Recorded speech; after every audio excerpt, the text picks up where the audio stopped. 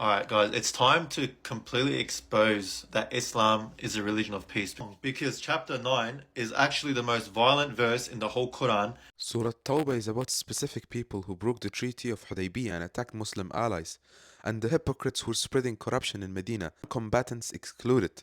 So no, it's not about all non-Muslims, but specific people. You know that Muhammad ordered to unalive all dogs and geckos? Well, Hadith says we are only allowed to unalive them if they're harmful, not in general.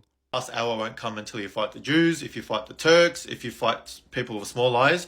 These aren't commands, these are prophecies of Prophet Muhammad about the future. The first one is Muslims fighting Jews, with Muslims having Jesus as their leader and Jews having Antichrist as their leader.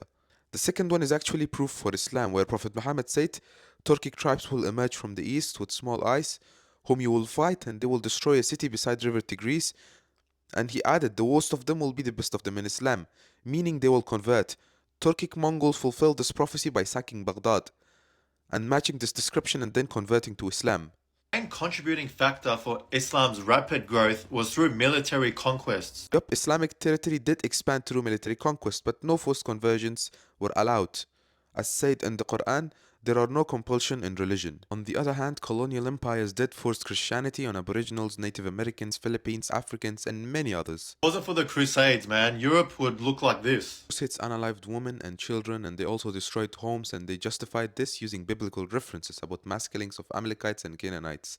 More than 97% of religious motivated attacks come from the Muslims. All statistics might be true or not, but all of these attacks are from ISIS, which all Muslim scholars does not consider Islamic. Muslims make up less than 10% of the population in Europe, yet over 50% of prisoners are Muslim. There are no official prison population. These are quotes by French far-right politicians, which then was circulated.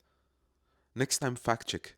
20 least livable countries, 13 out of 20 of them are Muslim. If Islamic countries are not livable, why does Christians make 30% of UAE, 15% of Qatar, 20% of Kuwait, and 15% of Bahrain's population? Afghanistan, and it's dead last when it comes to a livable country. And countries like Afghanistan, Yemen, Iraq, Libya, Syria are in bad state because of US invasion.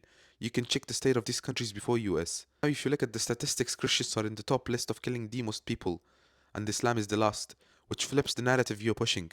Finally, you said, why are we living here in these Western countries? One simple answer, because we simply can, and haters can do nothing about it.